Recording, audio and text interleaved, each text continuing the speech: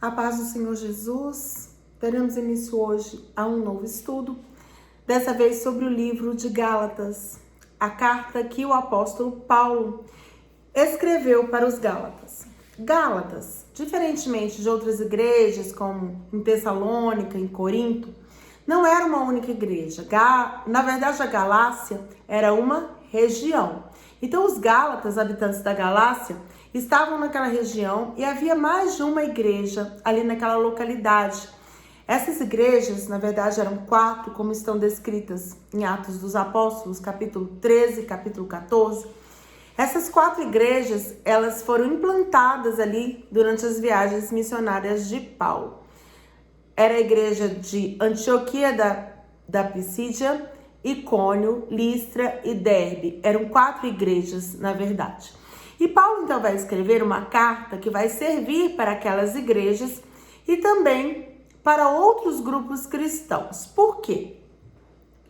A carta de Paulo aos Gálatas vai defender o seguinte. Primeiro, ele vai se defender da acusação de falsos mestres contra ele. Ainda aquela situação da divulgação de ideias de que ele não seria verdadeiramente apóstolo, que ele não teria convivido com Jesus.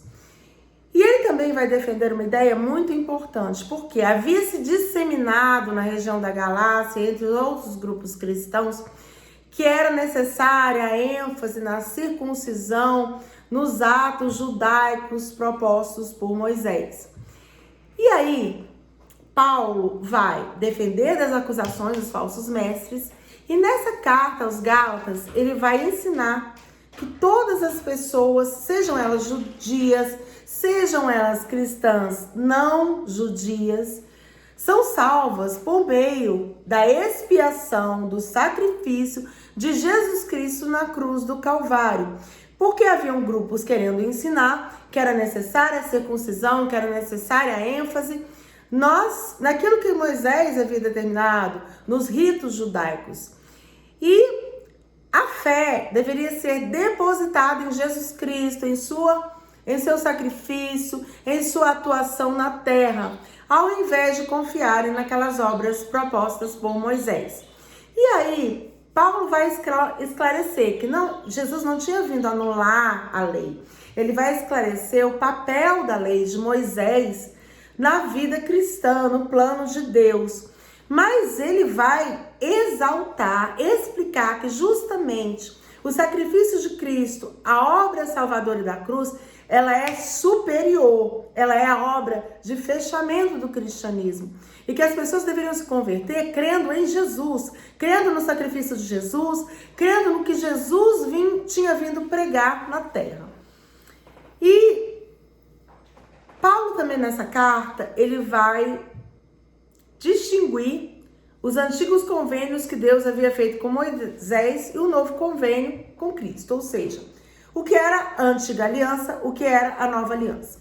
A antiga aliança foi necessária naquela época, que era a época da sombra das coisas ainda vindouras, do que ainda iria vir por meio da aliança com Cristo. E a nova aliança está pautada em quê? Em Cristo, na vinda de Cristo. É o Novo Testamento, é a nova aliança. E também Paulo vai falar algo muito forte, que é conclamar, chamar os cristãos à santidade e a viver pelo Espírito. É por isso que no livro de Gálatas vai estar descrito o quê? Os frutos que são da carne e os frutos que são do Espírito. O livro de Gálatas, ele vai chamar a atenção como sendo uma carta muito espiritual. Ela vai ser uma carta muito pautada na espiritualidade. Por quê? Porque Paulo vai justamente enfatizar essa questão, viver no espírito, não pela carne. E vai ser uma carta muito fervorosa, que ele vai dirigir uma repreensão. Ou seja, ele vai puxar a orelha aos membros da igreja que estavam se afastando da verdadeira doutrina, do que era pregado por Jesus por causa dos falsos mestres, que os estavam desencaminhando, enchendo a cabeça deles com questões de cunho, que já tinham sido discutidos, que já tinham sido ultrapassados. Gálatas contém a primeira apresentação escrita de Paulo a respeito da doutrina da justificação. Ou seja, não somos justificados pelas obras de Moisés, mas sim pela fé que vem em Jesus Cristo, que está firmada em Jesus Cristo. A epístola vai então falar dessas obras da carne e das obras do Espírito, que está a partir de Gálatas, capítulo 5, versículo 16. No começo de Gálatas, capítulos 1 e 2, Paulo vai escrever aos santos da Galácia, aos membros daquelas igrejas colocadas ali naquela região, vai perguntar por que eles se afastaram de Cristo, por que eles se afastaram da sã doutrina, e por que eles estavam adotando falsos ensinamentos, por que eles estavam crendo em algo que não era mais para eles estarem crendo. Ele defende o seu chamado como apóstolo, contando sua oposição inicial em relação à igreja, conta a sua história, que ele era um perseguidor de cristãos, na verdade, e ele fala da sua conversão. Ele enfatiza que recebeu revelação divina, que ele foi tocado pelo Espírito Santo de Deus, que ele foi alcançado pelo próprio Jesus que falou com ele. Saulo ainda naquela época, Saulo, por que me persegues? Por que você persegue a igreja do Senhor? E ele vai esclarecer que o ministério dos gentios foi aprovado pelos apóstolos. Ele declara que uma vez discordou de Pedro em relação aos gentios, e ele vai ensinar que as pessoas não são justificadas pelas obras. Não é por meio de obras que ninguém vai para o céu. Mas fulano é tão bom, até hoje você escuta tanto isso, tanto falar a respeito disso. Fulano é tão bom, deve ir para o céu. A salvação não se obtém pela bondade, pela obra, pelo que a pessoa faz.